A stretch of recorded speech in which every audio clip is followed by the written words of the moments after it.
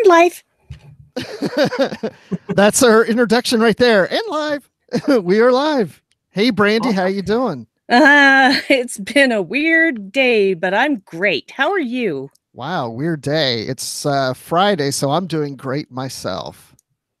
Excellent. So, thanks everyone for joining us here on Live from the Edge. I'm Bruce Gibson, and that is Brandi Jacola or Jackola or whatever you want to call her. She doesn't care how you pronounce her last name. I'm still trying to figure out which is the official correct pronunciation, but she'll never reveal that. There isn't one, because there has to be.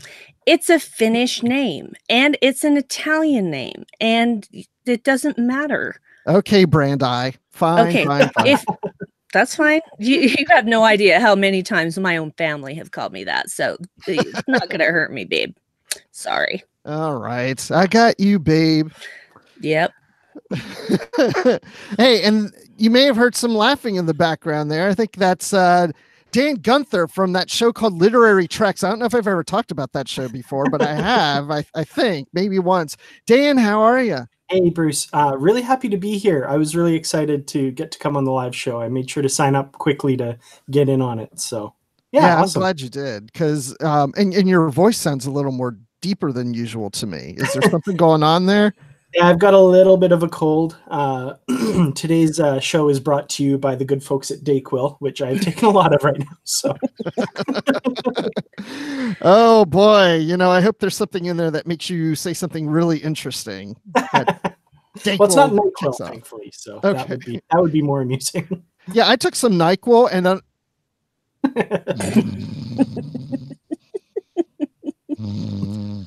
Somebody poke Bruce. The size of it. Yeah. This is why we do this live. So, hey, I saw last night episode of Star Trek Discovery. It was brand new. Did you? Yes. Me too. It was called. Did you really? You got that too? Yeah. Okay. It was called New Eden. It was an second episode of the second season. I was very excited about that. Darn it, I wish somebody had told me. Oh. Dan, I have to tell you, I'll tell you all about the episode right now. You just listen to Brandi and me talk through it, and then you'll know what happened in the episode. I saw it. Oh, good. Good. Okay, so I'm going to go ahead and put it out there, Brandi, to you. First thoughts, impressions about New Eden. Loved it. Absolutely loved it. Here's a crazy thing, which I finally put my finger on in episode 2, my second watch of episode 2, excuse me. The gentleman playing Jacob, physically and mannerism wise and way of speaking, reminds me of my friend Joseph DeGenero. Even just the mannerisms of how he walked and how he would, bob his head sometimes. I'm like, I'm watching Joe. If I could name this episode, it would be I'm watching Joe. Yeah, exactly. So I kept trying to figure it out, and it wasn't till almost the end of the second rewatch that I said, Dave, it's Joe. Well, okay. No, I wasn't expecting that reaction. I know, but that's not the only reason I loved it. I could extol its virtues, but we'll talk about those after initial reaction. Well, the fact that came up first tells me that that's probably the main reason you liked it, is because that's Joe. No, because I didn't realize it until almost through my second rewatch. So, okay, all right. Well, Dan, I'm going to ask you how it is, but first I just want to welcome everyone to the chat. We have a very active chat that's been going on for at least 15 minutes before the show started, and I haven't even read all this yet. So, Dan, tell me your initial impressions of New Eden as I read through some of this chat. Well, like Brandi, I loved this episode. I thought it was really good. It felt very much like classic Trek to me. You've got a planet with humans living on it who have a human type culture, and just kind of, obviously part of the overall narrative with the red bursts and red angels, but at the same time, it felt like kind of a contained story about this one little colony and the issues it's going through and Discovery saving it and stuff. I absolutely loved the episode. I think my biggest question out of the last episode was answered in this one, and that was whether Pike would put chairs in the ready room, and he did. So, that's my biggest takeaway. Yeah. And not chairs around a desk. Chairs like a nice casual seating area, so people can come in and sit down and speak freely. Yeah, it was nice and homey. I love that. Yeah, it was nicely decorated. There's got to be some kind of Easter egg in that room that we haven't figured out yet. Oh, I'm going to have to now watch it a third time and pause. Yes. I would have loved it if he had a tribble on his desk and said to Burnham, I found it in the air conditioning vent.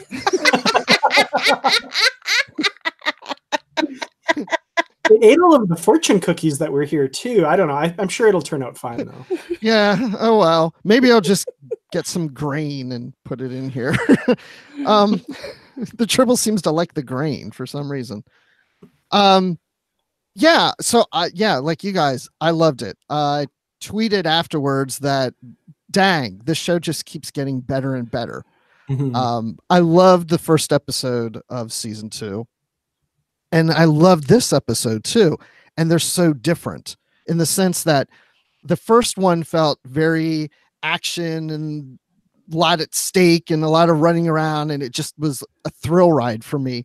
And this one felt more like the more classic, like TNG type episodes that we've gotten from prior Star Trek shows all the way through Enterprise. It had that feel to me, even, some of TOS feel to that too.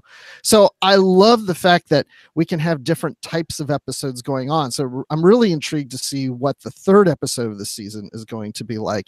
So looking at first season, I really liked the first season, but if I had to rate stars on seasons, this season gets an additional star because so far I'm loving this season. Only 2 episodes in though. We'll see. Yeah, it starts off strong and just keeps going with this episode, I think. So, whatever they're doing behind the scenes, keep it up. I'm loving it. Yeah, and I think it's important to mention the director is Jonathan Frakes from The Next Generation, who has directed many Star Trek episodes and other series episodes from other shows, but also directed First Contact and Insurrection. So he's got 2 Star Trek series, and he did an episode from the first season of Discovery too. Yeah. Yes, I feel like Discovery right now is reminding people what they can do, that you can have a series that tells a multitude of different stories and different ways. It doesn't have to be all one feel. They can mix up the styles. They can have an episode like this right after a season premiere that was all action oriented, and it works. It works great. So it doesn't have to be like, and I've seen a lot of people, well, not a lot of people, but I've seen some people that have been like, oh yeah, finally, now this is Star Trek. And I'm like, it's been Star Trek since the beginning. You just now found something that you could recognize and compare when it's not trying to be comparable to other series, even though it's pulling in elements from other parts of the timeline. And I just feel like just continue to let it be its own thing. It's obviously working. Yeah, I've always felt that Star Trek, more than just a genre, is a setting, and you can tell all these different kinds of stories in it. So, without having to bring in a holodeck, you can tell all these different genre type stories, mystery and thriller and action, all that stuff. So yeah, I love it. I feel like when people say it's finally Star Trek and Star Trek, I think most Star Trek fans, the core fans, there's a certain type of episode that they really connect with. And it's that beaming down to a planet, finding some civilization, trying to help them out. And a morality tale going on there. And there's several Star Trek episodes that are like that. And that's something that is very appealing to us. But even going to TOS, not every Star Trek episode does that. It's not the same formula. Yeah, you have more comedic episodes, you have more action episodes, you have some that are just, all out, going to war with the Klingons or the Romulans or whatever, or the Borg. And but I think this is type of episode is that unique sensibility that you get from Star Trek that you don't get from other series. So that's what makes Star Trek unique. So when you have an episode like this, that's when people start cheering, hey, we got a Star Trek-y episode. Yeah, I can understand that, but I just feel like it's always been Star Trek. It's been Star Trek from episode 1, just like every series before it. Yes. And if you took this type of episode and made it into a movie, it would be more like Insurrection, which people don't seem to care about in a movie. So I don't know. I can't figure it out. People think they know what they want until they're given what they want. And then they're like, I didn't want this. I wanted this, but I wanted it like this. So you can never please everyone. Absolutely. I feel like shows get into trouble when they try to do that, when they try to please everyone. And somebody said online, like, you know, when one of the creators said something like, you don't necessarily give people what they want, you know, do this. And it's like, oh, great, showing disdain for your audience. And I don't think that's it at all. I think, you know, the people are writers and they want to craft something good and unique. And I'm not a writer. I don't know exactly the formula to make the absolute perfect Star Trek episode. And if I did, I'd just probably make the same one over and over again. It'd be really boring. So, yeah, when I was doing some improv, when I started off in it, you know, and Brandi can relate to this because she does improv, but, you know, you're trained to not plan ahead, right? I mean, you're going on stage, you're given a suggestion, you just kind of wing it, you just do it. But there were some people in my class when we started actually performing in front of audiences that still behind the scenes were like, okay, when you go out there, do this because I have something great I'm going to say, or I'm going to do, and the audience is going to love it. And more times than not, it all actually bombed. It actually failed. And what made people laugh is when it was just made up and it wasn't planned. So my point is that even when I've done stand-up comedy way back in the old days, I found that when I plan something that I think is going to be really funny, it doesn't necessarily mean the audience is going to react to it. So you can't get in the audience's head and decide this is going to work and this isn't. You just have to take your chance and put it out there and see what they respond to. Mm-hmm. I love that you brought up improv because Tilly has a wonderful line in this episode that Yes. I'm sure everybody noticed. Yes. When she wishes Burnham were here to yes and her. And I was like, oh, it's an improv thing. That's awesome. Yes, I absolutely adored that. And she was talking so fast that I kind of missed that the first time through. And then when I rewatched it, I'm just like, oh. So I got really excited about that. So did my husband. Oh my gosh, maybe on Discovery they have an improv theater. That would be awesome. Oh, that would be amazing. Yeah, they just have this black box program where they turn it on and it's like a black box theater where I would love to see them bring Burnham into the improv group and Tilly says, okay, so the first exercise is yes and. So anything I do, you just say yes and agree. And Burnham's like, well, I will if it's logical. If it makes sense, I'll agree with it. But if it doesn't, I'm not going to say yes to it. Yeah, that sounds like exactly what would happen. I love that we know these characters so well now. Oh, yes. Oh, yes. So, you know, we got to go here into the chat because there's so much going on. And, you know, the very first comment is from your husband, Dave, Brandi, says, I have a song from Bill and Ted's in my head. What is it? Am I missing something? What does that mean? It's Bill and Ted's Excellent Adventure. There's a song that has been stuck in his head pretty much all week. Okay. I didn't know if there was something in Discovery that made him have this song in his head. So no, it was just something random. Okay. Well, that's typical of Dave. So that's what makes life with him so fun. Yes, Anne. Yeah. So Anson Mount, there's a suggestion, there's a discussion in here about a spin-off show. Need it. People are saying yes. Pike's Place. Thanks, Dave. Justin says he put a poll on Twitter about a Pike spinoff, and with 239 votes so far, 74% want the spinoff. I would watch it. Anson Mount? Hell yeah. Yeah. I'll watch him in anything. Well, yeah. How about a show about interior designing skills? That's mentioned in here too. He did a good Okay. job with the Ready Room. Yes, the Ready Room looks great, which they're talking about that in here too. That looks great. What else do we have in here? I see stuff about Okuda. Like, no wonder Pike got the Okuda Award for decorating the ready room.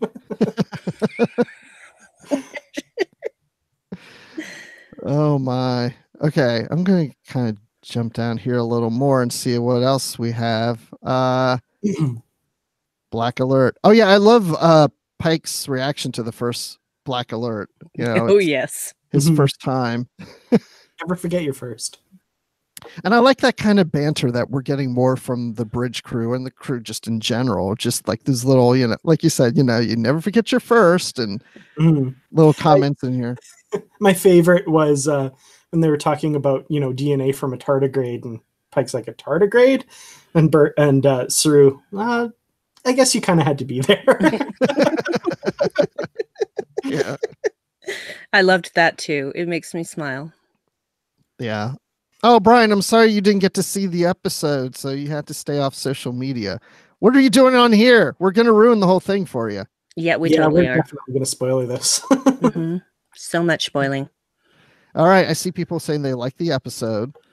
That's a good thing. What else do we have going on? Oh, someone you called out Literary Treks. Have you heard that show? No, tell us about it. You realize now that you've done this, we're going to have to do this in every episode. No, I'm not going to do that. I'm not going to torture people. I'm done torturing. We're not going to mention it again until the very end of the episode when Dan does his, you know, where can we find you? Justin says he loves the episode.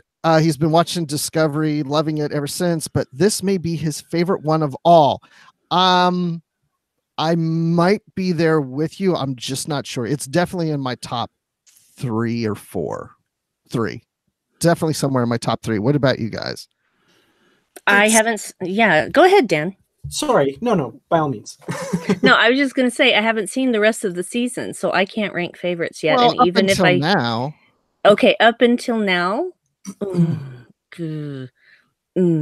I would say that season 2, episode 1 and season 2, episode 2 are kind of right at the same level for me right now, which is interesting because they're 2 very different stories, but they're both just so good. So I would say they're currently tied. Those 2 are currently tied for my favorite. I hate picking favorites, but if I had to. I almost feel the same way as you do, Brandi. I don't know. But then also I'm very much the type that when I see something new and it's good, it feels like it's more my favorite, but I have to give it time, you know, because it's so fresh and new and my excitement is up compared to stuff I've seen previously.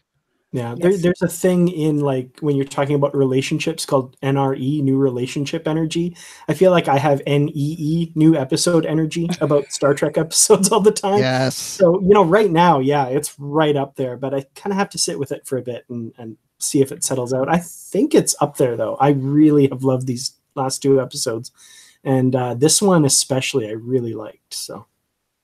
Well, I'm really liking how this episode works in religion. So I was talking to my wife. I do talk to her sometimes. And it was right before this because we watched. So she didn't get to see it last night because of, you know, running kids around town to do their activities. So we watched it right before I came online here. And so we watched it together and I said, what'd you think? And we started talking through the different things about the angels and Tilly seeing her friend from middle school that passed away. And, you know, Stamets sees Hugh and the Mycelium Network. And we start talking about what's the Mycelium Network? Why are we seeing dead people? You know, that's a whole nother movie. But it's like heaven, angels. We have a church. There's a whole religious thread going through this. Yeah, I feel like it's something that Trek doesn't tend to really explore too much. Deep Space Nine a little bit for sure, but you know, I kind of like that they're tackling this sort of thing and being brave with you know, talking about some of these things that I think, you know, might be a little difficult to talk about, might rub people the wrong way, but it feels like they've got a really interesting story to tell with it. So I'm kind of willing to give them a lot of leeway to see where this goes for sure. Yes, and maybe Kai Wynn will show up. Wouldn't that be great if she walked out of the church? Oh, my child, what why are we all running around like this? You know? I would pay money to see Louise Fletcher as Kai Wynn again. Oh, hell yeah. Yeah. I would pay money for that. I love Louise Fletcher. She's brilliant. Mhm. Here's my thing. I'm not a religious person, but that doesn't mean that I don't have a sense of spirituality. And my take on that is that, well, actually, my favorite stand-up comedian, Eddie Izzard, I think said it best when he says, when you institutionalize an idea, it can go wrong. And, yes, there are a lot of good things that have come of religion, and there are a lot of bad things that have come of religion, atrocities that are committed in the name of gods. And it's one of those things that it's not always all good, but it's not always, bad. It's flawed like humans. We are flawed. Mhm. So, but the way that I feel about it is I'm open to possibilities. At the same time, it was interesting because I felt like Pike was like the biggest religion diplomat I have ever seen in Star Trek. Because when Michael says, that their religion is a lie, the people on New Eden, that religion is a lie, their religion's a lie, and he says, "Can you prove that?" And I'm like, fair. That's fair. Yeah, That's fair, because exactly. she's all Mhm. about science. And the thing for her is she needs, science requires proof. Mhm. So Yeah. anyway, Well, I think and I caught it. I didn't catch it the first time, and I kind of caught it the second time. But he makes a comment about his father Mhm. had Yeah, he's studied religions or something, or well, Yeah. he He was a science teacher, but also taught comparative religion, which I That's thought yeah, was it. really interesting. Yes. So yeah, that's why Pike would be familiar with Mhm. religions like that. I mean, he didn't say if he's a religious person himself or if he grew up with religion, but yeah, I think that has something to do with his father's career. yeah. So it was interesting because Michael was vehemently against the way these people worshipped and their faith, and how they took all of the major faiths of earth and combined them into one thing. That makes my brain hurt. Mm-hmm. It really makes my brain hurt, because there are a lot of contradicting things, but they made it work for them. And my personal feeling is, if they ain't hurting anybody, what does it hurt? What does it matter to you? So I found her a bit abrasive in this episode, but I found that to be in character. Mhm. Mm-hmm. That part was really interesting to me because as a kid, I'm not religious now, but when I was a kid, I was raised in the Catholic Church and stuff. But I got this idea in my head as a little kid that, oh, God just appeared to everybody around the earth and they just all interpreted it differently, and they have all these different religions, but it's all the same God and all this kind of stuff. And I kind of think it's cool that this is kind of how that went as well. Like there were all people of different faiths, so they couldn't say, well, it was my God that did this, or it was the God of Islam that did this. No, it was the God of, they had kind of had to come together and be like, well, they saved us all, so maybe we're all right. Mm-hmm. Yeah. I'm going to mention this one comment by Neostar9 because it is pertinent.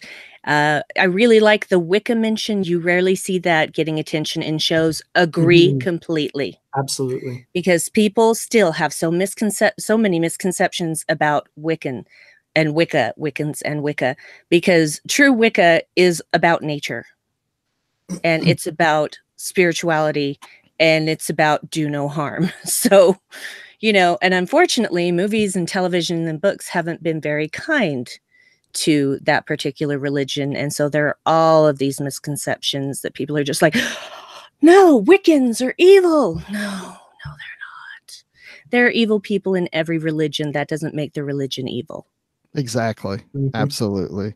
I like what Todd says, that this reminded him of the DS9 episode Destiny, where religion and the science point of view, and in the end, it was about that religion and science point of view, and in the end, no one was right or wrong. It was just from your point of view. Mhm. And then I think I saw, let's see, Brian mentions also the Voyager episode. Sacred Ground, yeah. Sacred Ground, yeah. So yeah, more things that are reminding us of past Star Trek. Yes.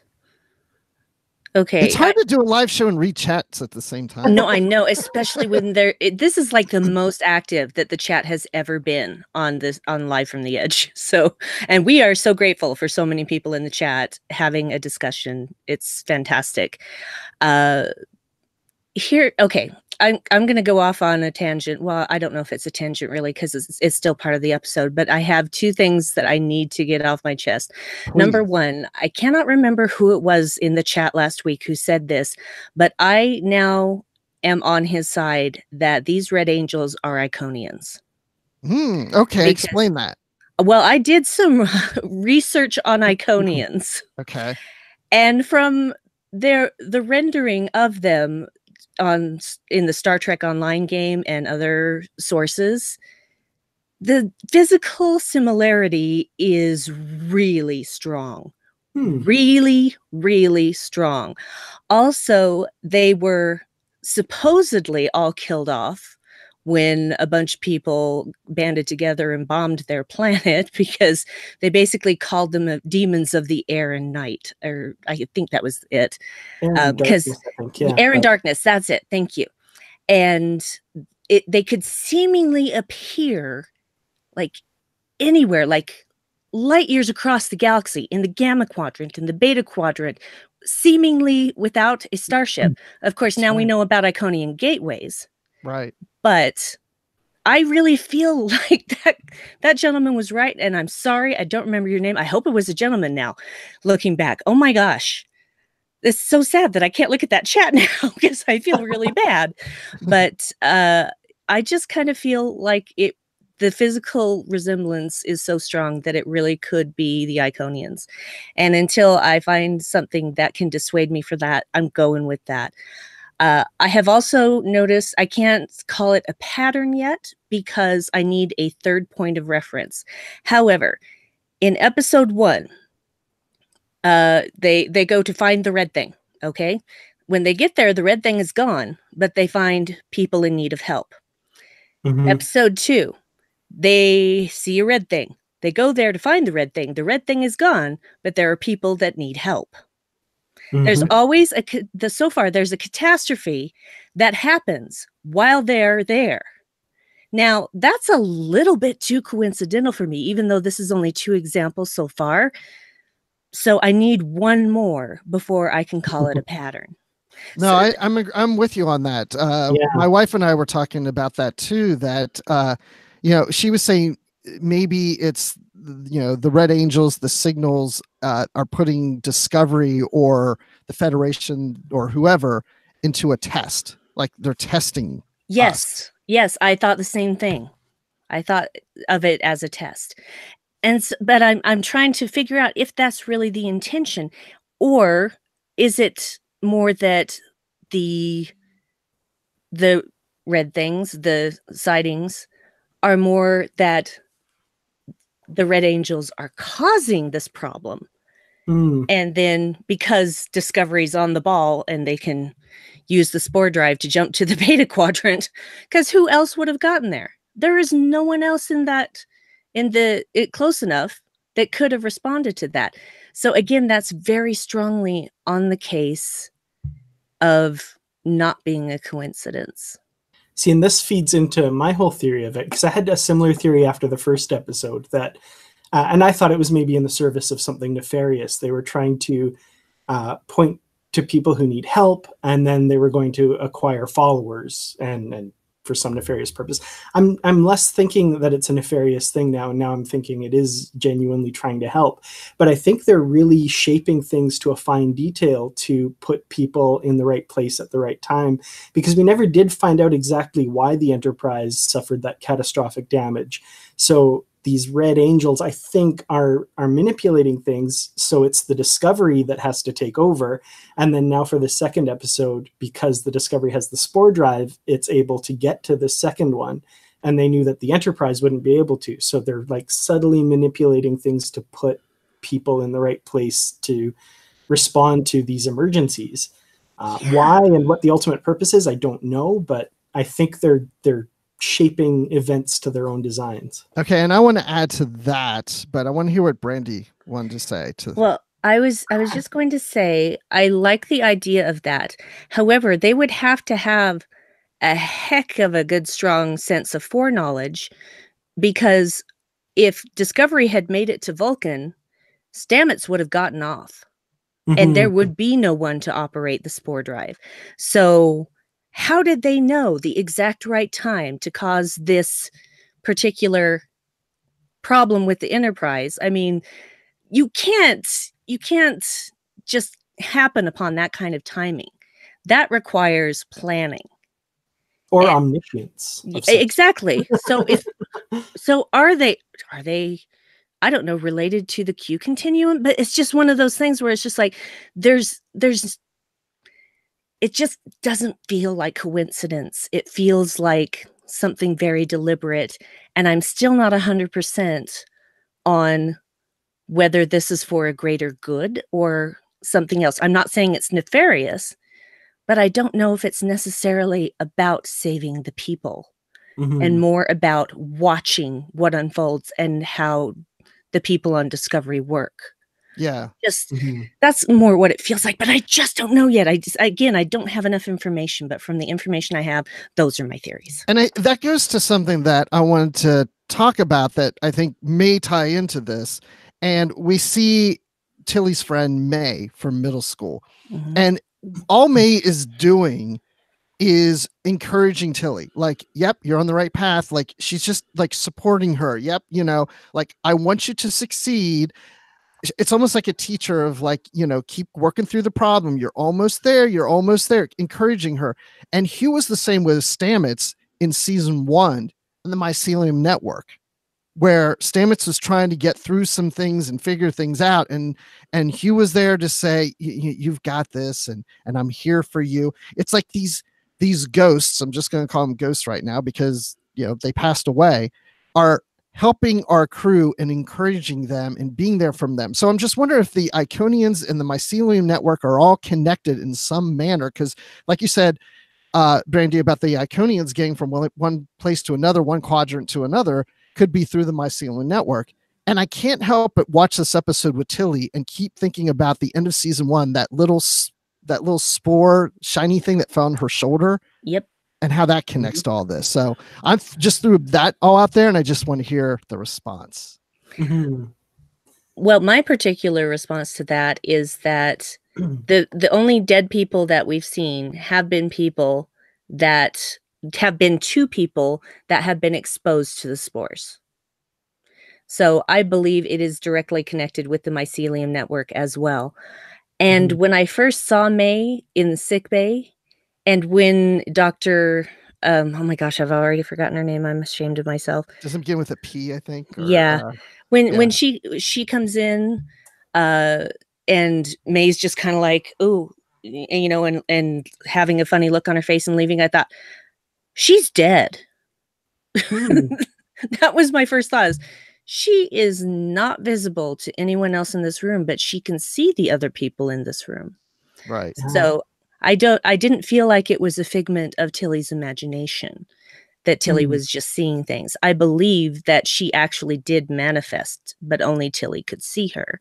I agree. Because I was thinking like a manifestation of some alien or something in her head. Yes, that is what I said to Dave. I said, maybe this is an alien communicating with Tilly and trying to help her, because she was talking about how, I saw what happened in I saw you in not sick bay. I saw you in, the shuttle bay. I saw what happened, and wow. And I'm just like, no, you were not there, sweetie. So, by the way, Dr. Pollard, thanks, chat. Pollard, thank you. I know. I was going to look it up, and I'm like, why bother? The chat's probably going to do it for us, and they're all shouting at it. I knew it began with a P. I couldn't remember it. Okay. Yeah, see that. But every time I'm making a video now. No, see, the great thing about that is that instead of people shouting at their iPods or their phones or whatever while listening to the podcast, they're shouting at us live, and we can respond immediately, and that's way better. I know. Gosh, there's so much in the chat that I can't even keep up. Like all these good comments and stuff we say. Then I go in the chat and I go, "Oh, someone already said that." But like Richard just says, where does Spock's sanity fit into all this? That's interesting. The revelation that he's self-committed himself basically to the psychiatric ward at Starbase 5. It was, yeah. Interesting. Yeah, the first time we watched the episode, Dave said, yeah, Starfleet's never, or no, he said, nah, the Federation's never really been good with mental health stuff. Yeah. There's Dr. Tristan Adams there. Really. And I had to agree because I started thinking about all the times we've seen, people with mental problems and how they've been treated. And I'm like, ooh, he's right. He's right. Because apparently there is still this stigma that a mental illness or a mental problem is somehow the person's fault. The person who's having that problem is somehow their fault. That's baloney, because just because there aren't physical manifestations and physical things that you can see in a blood test or what have you, that does not make it any less real, and that does not make it the sufferer's fault. You wouldn't say that to someone who had cancer. It's like, oh, well, you deserved cancer. I mean, so that's not how physical illnesses work, and it shouldn't be how mental illnesses work. And it really, really irks me because I have bipolar disorder, and so I have a mental illness, and to have people act like it's somehow my fault, not. No. I do not like that, and we need to stop reacting that way. Absolutely. And Christopher says, "Preach, Brandi." Thank you, Chris. There's a comment from way back when too. I wanted to call out from Justin Ozer. We were talking about the Red Angels and acquiring followers, and he was saying that they're just trying to get more followers on Twitter. I thought that was pretty good. Oh, this whole episode's about Twitter. That's what it is. Yeah, the Red Angels are tweets. They need to get a Snapchat. That's where all the kids are. You want to get followers, you get them when they're young. So Red Angels, you need to get a Snapchat. So far we haven't seen social media really in Star Trek, and they could easily put that in Discovery. And the fact that we haven't seen it means that maybe it finally died off. There probably is something akin to that, but it's not like a toxic wasteland like most social media is. So, wow. Yeah. Okay, I'm still looking through. I've seen several comments because we've talked about Iconians, but what about preservers? But then that doesn't explain. They died off in a way, though, right? I mean, they're not really. Well, supposedly the Iconians are dead, and yet they're not. Well, yeah. But I don't know. Because was the Hiawatha being preserved by crashing into an asteroid? Because they were on their way to a star base. Well, now you say asteroid. I mean, we're dealing for that episode, asteroids. This one, we have, rings. Asteroid. There's basically, rings are made of asteroids. Right. So is that a connection? Is this like everything we go to is some kind of asteroid? Maybe it's not black, dark matter that's somehow tied into all this. I thought of that as well. But again, I only have 2 points of reference. I need 3 to make it a pattern. Well, I'll have to show up next week and see what you say. I'm glad you will, because otherwise I would be very lonely without you. Alexandra says she's late to the party. What did I miss? Well, okay, let's go back to the beginning. Literary tricks. No. We weren't supposed to mention that till the end. Sorry. Oh, and Alexandra says the Orville already took care of social media. I don't know if I've seen that episode yet, or maybe I forgot. Oh, it is devastating. Is that a recent one? It was season 1. Season 1, yeah. Oh, I don't remember that. Okay, I've seen them all, but I'll just have to go back. It's not. You would remember that if you'd seen it. Oh, and the Black Mirror episode. Yeah, I remember that one too. So. Oh yeah, that was good. That was dark. It's Black Mirror, of course. It was dark. I haven't watched. Actually, that's not true. I watched one episode of Black Mirror and went, "Oh, this is not meant for me." And did you? Was it the very first episode? Unfortunately, yes. And the rest of the series is nothing like that episode. That is what everybody tells me. However, my Well, my husband described it as Twilight Zone without hope. And I'm not down for that. I'm not down for that level of cynicism. I have enough of that in my real life. I don't want to watch it. It's very in cynical. my fiction. So I don't blame you. Yeah. So sorry to everyone who loves Black Mirror. It's not for me. I don't begrudge people liking it. Love it till the cows come home. I'm happy for you. But please do not expect me to ever go back to it. Thank you. Okay. Fair enough. Fair enough. By the way, what was it? I was just thinking there was something else that has been mentioned in the comments throughout, and I'm trying to remember now what it was. I've got some notes here that's hoping to make me remember. Oh my gosh, I feel like Tilly right now, and I don't have my act together, and I'm just trying to figure things out. But you need a Michael there to yes and you. I do. I don't know what it was. It'll come back to me. But I will say that one of my favorite lines is from Michael Burnham when she says about she was raised on Vulcan. We don't do funny. That was the best. That was a great line.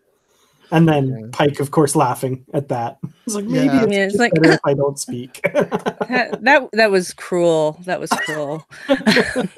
But no, I don't know that she expected him to laugh, but anyway. And another wonderful, funny moment is when Tilly's running out of sick bay and takes a hard left, and then like 3 seconds go by and she runs by the door the other way. You know, when I saw that, I thought, I bet that was Jonathan Frakes' idea. I loved it. I just had that feeling that he probably said, you know, it might be funny because when they're rehearsing it, she's like, okay, when I go to the door, which way you want me to go? He goes, go left, go right. I don't care. Well, I don't know. Go left and then go right. You know, I could just see that like that. Well, I love how that scene like faked you out because it held on there for long enough that I thought, oh, this person Tilly's been talking to is just going to disappear or something. And then Tilly runs across the other way, and I'm like, okay, that's Is Tilly getting too silly or is it still at the right place? I don't think she was silly.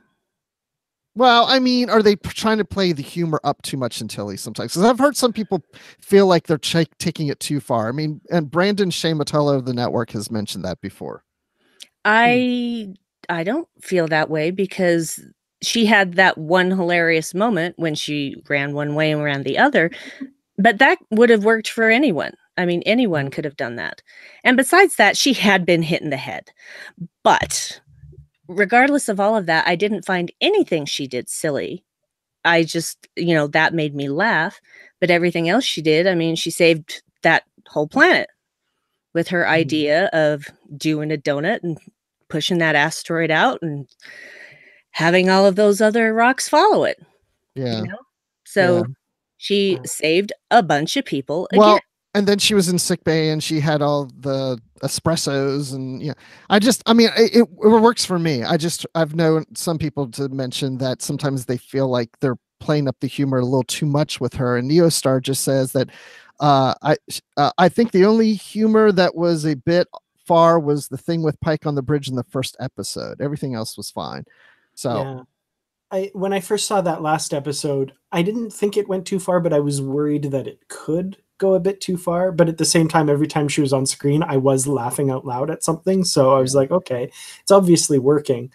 I actually, just to go back to that episode for a bit, I loved how Pike reacted to it, which was, to kind of make a joke and diffuse the situation and make her feel less embarrassed, and I thought that's perfect. Like that's how a good leader responds to that sort of thing, to not make somebody feel stupid for, rambling or whatever, but to, diffuse the tension a bit. So I love that bit, while maybe at first I was like, oh, is this a bit too much? It brought something out of another character that like added to the episode and made me learn more about both Tilly and Pike. So, as long as they don't go overboard, I think there's the potential to. As long as we're not laughing at Tilly, I think we're okay. Well, and honestly, that scene, it resonated with me because I make a fool out of myself regularly in front of people that I admire, and I become a motor mouth. And well, then you must not admire us, but go on. Because you don't make a fool out of yourself in front of us. You're only doing people you admire. But anyway, please proceed.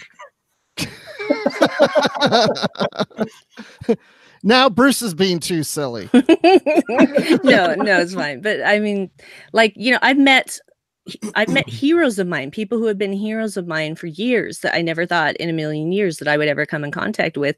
And then I just always cry and make a fool of myself. I don't care.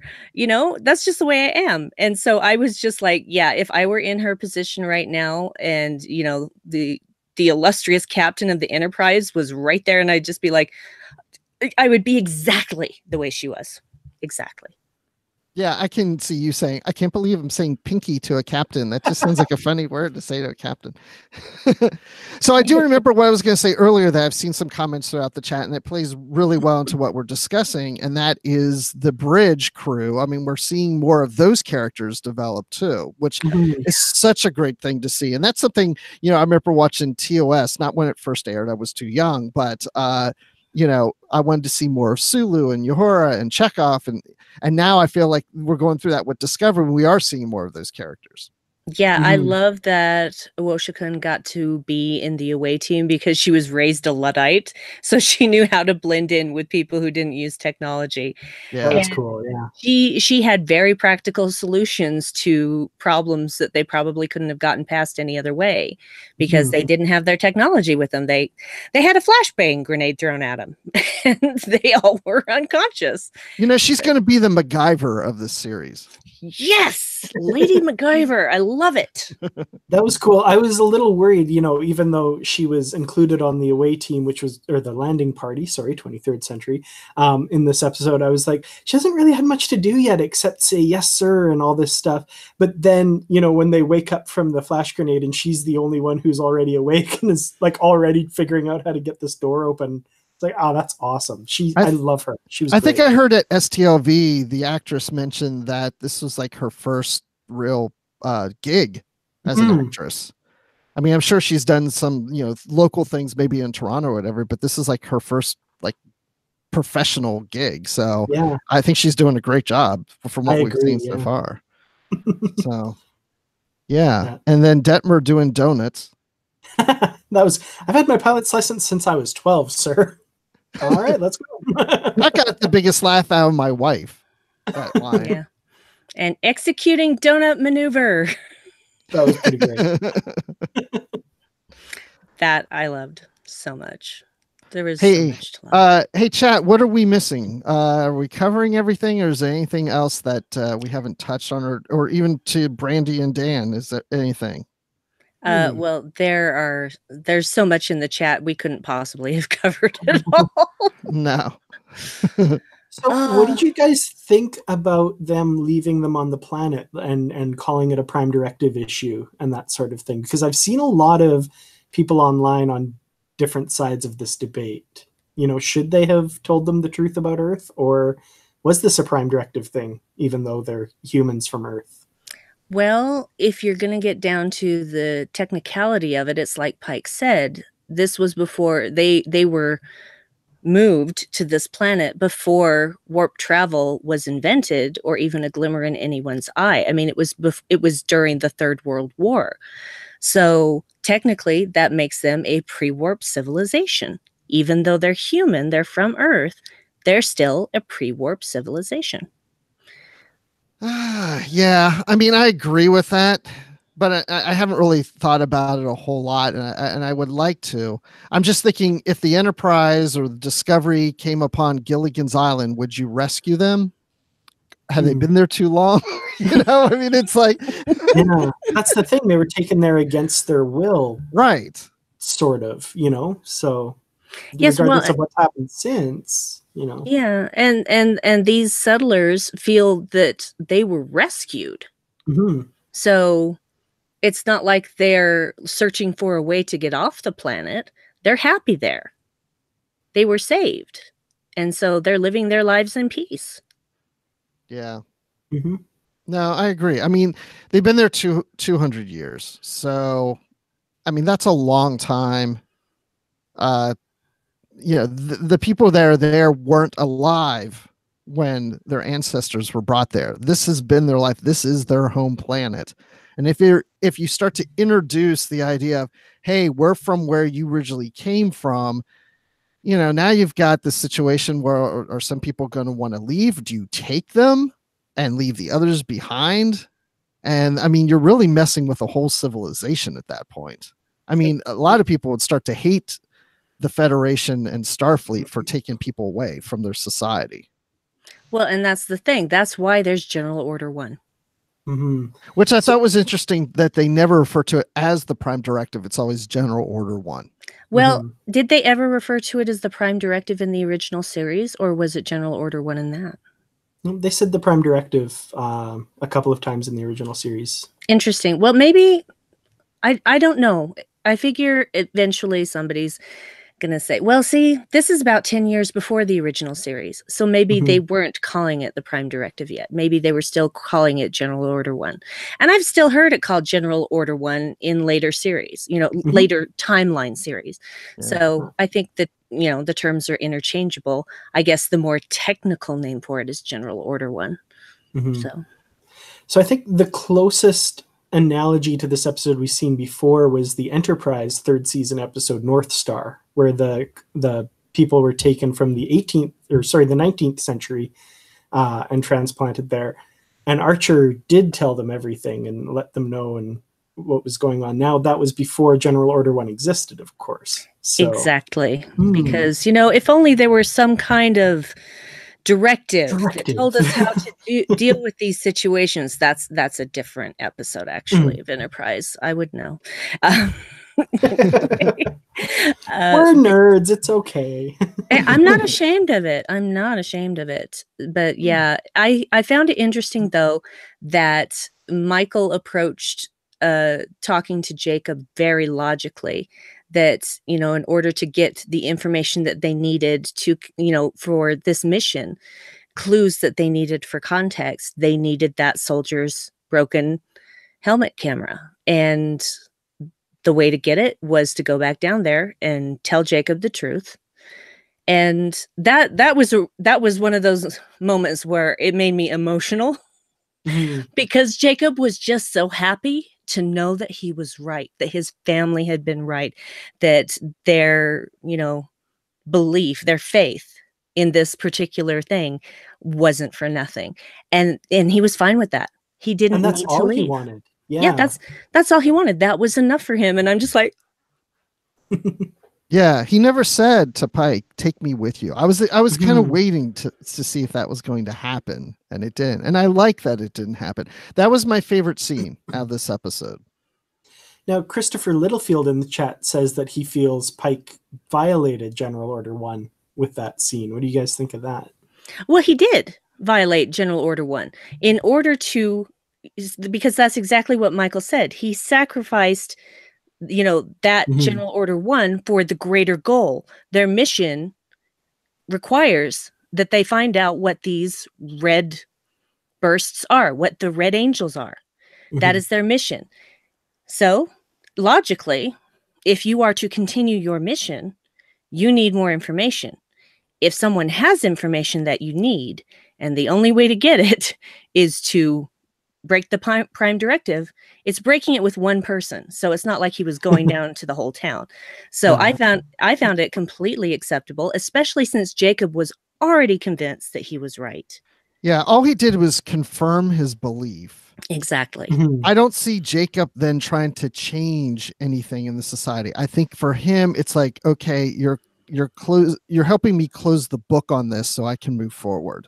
And he was already trying to convince people of this, that now that it's confirmed and now that the Discovery has left, there's no reason for him to keep going and convincing people because they can't leave with them. And I don't think he's looking to change society to change that belief. May be wrong. Except they have electricity now. They have right. But I thought the interesting comment from him was when he told Pike that, I have a feeling we'll see each other again someday. And I thought that was interesting. Is that an open door to a possible sequel to this episode? And that may come in a later episode, maybe even in another season or something, maybe even in this season. And I thought, if not, I'm sure we'll get a novel or a comic or something. Yeah. Agree. Oh, and before I forget, Chris, this is for you. Awoshakun. Awoshakun. Is that better? I didn't know they were trying to get you to say it right. He was correcting my pronunciation, and rightly so. I don't like mispronouncing people's names. I don't either. Which is Jacola, ironic. Jacala, whatever you are. Well, if there is a pronunciation, you want to know the Finnish way to pronounce it Yes. is Jakola. Jacola. I'm writing that down. Yeah, but there's 2 A's in it. Jakola. Jakola. It sounds like someone's going to vomit. Jakola. I like Jacola better anyway. I don't know. Oh my gosh, I'm so lost in the chat now. I don't even know where I was. There's so much good stuff in here. Mm-hmm. I think this is a great conversation. I think this is the best conversation we've had on the live show. I agree. We What's wow. What's the changed factor there? Yeah, there's got to be something different.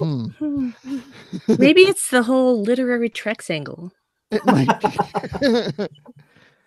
Hey, we're interviewing Una McCormick tomorrow for an upcoming episode, just saying. Oh, so jealous. Yes. I wish I could be a fly on the wall for that. Because, while I was in Florida, Patrick and Brandon just went ahead and had David freaking Mack on the podcast. Thanks a lot, guys. Oh, I'm sorry. I helped arrange that for them. You are a jerk. How dare you?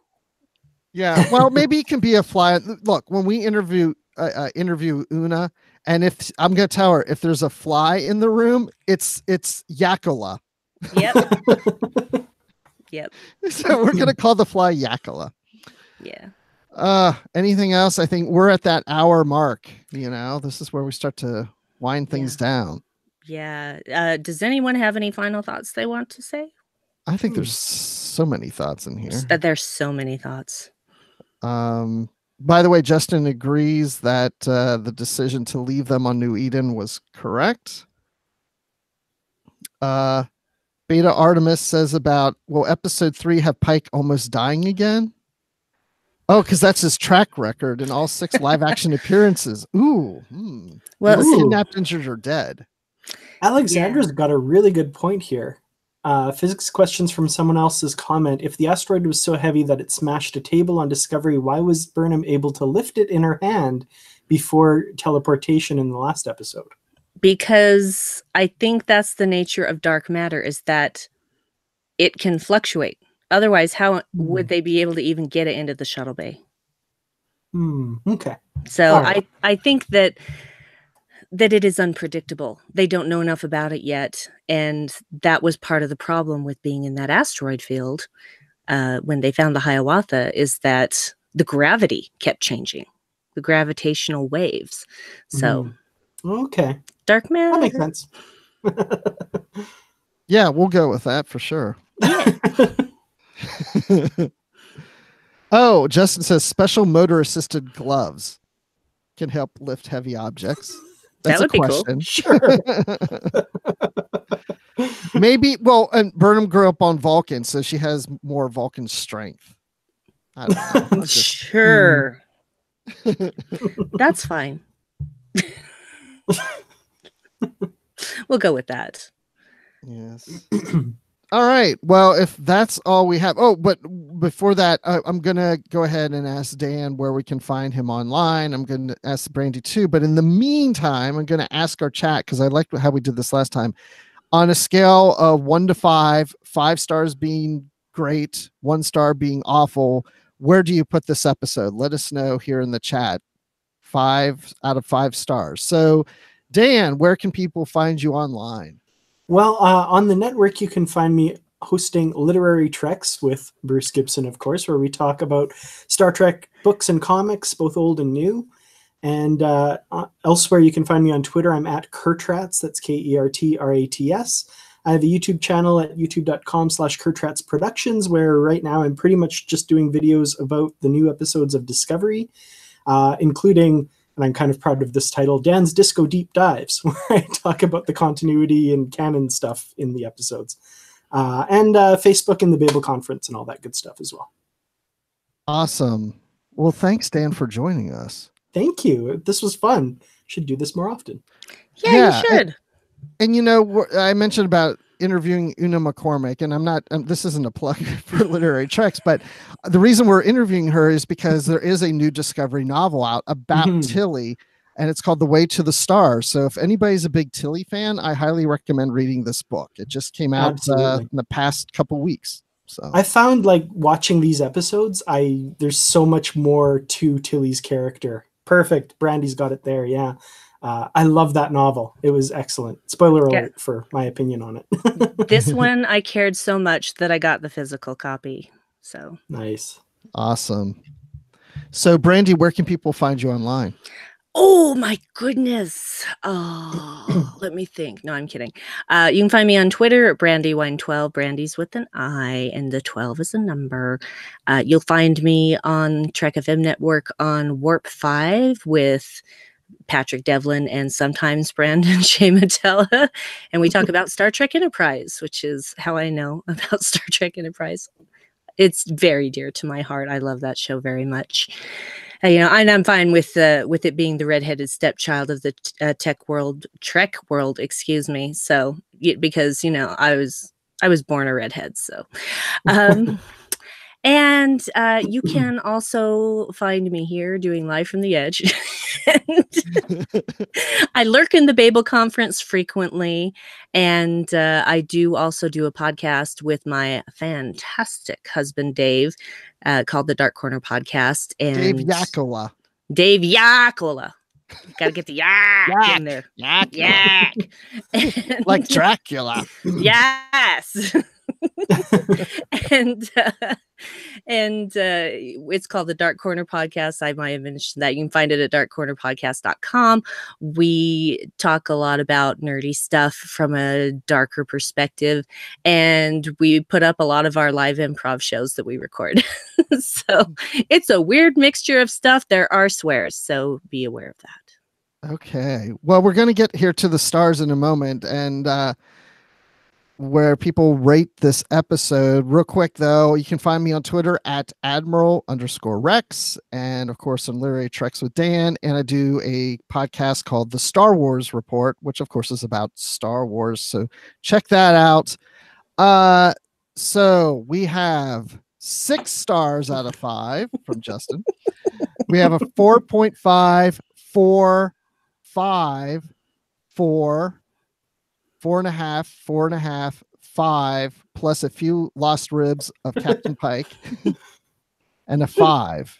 Did I get them all? I think that's it. So yeah, people are saying favorite, love it. Yeah, okay. And thank you for the positivity. Of course, yes, we're very positive. Oh, and a shout out to the Star Wars Report. There you go.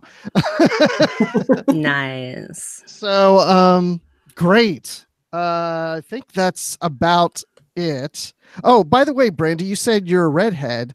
Of course, you're not a redhead now. You dye your hair, but I understand your natural color isn't red anymore from a picture I saw on Instagram. No, my natural color is actually now silver. Not white, not gray, but silver, which is actually, according to my hairstylist, very unusual. And she is trying to convince me to grow it out, and I might just do that. That'd be cool. I might be a silver fox. Ooh, there you go. Or what's a vixen? Is that the female version of a fox? Silver vixen? That's kind of cool. Oh, that's your new name. Excellent. I'll take it. Silver Vixen Yakola. Yeah. So I love it. I love it. All right, so now we have to do our business of closing this out. So this is one of Brandi's favorite parts, is to do the closing here, Dan. She does it a little differently than we do on our show. So, Brandi, how are you going to do this one tonight? Tonight, I'm going to do it as if I'm reading scripture to a congregation. I love it. So get ready for the drama. Okay. Be sure to check out our Discovery coverage throughout the week. Live from the Edge airs on Fridays at 9 p.m. Eastern, 6 p.m. Pacific, and our commentary will be available as Tracks from the Edge. We will discuss your feedback on postcards from the Edge, and you can catch the full analysis on the Edge main show. But there's more. Hallelujah. Join us for Notes from the Edge with our own Chris Jones for links between Discovery and the broader franchise. And everyone, listen closely. You will find all of these in the main feed for The Edge and the Trek.fm master feed. Now, let us bow our heads, for we would love to hear your thoughts on Discovery. The best place to do that is the Babel Conference on Facebook. Babel Conference, yes. The Babel Conference, hallelujah. That is where Amy Nelson will collect your feedback for postcards from The Edge, and you can find us on Twitter at TrekFM, or send us an email by using the contact form on our website at trek.fm/contact.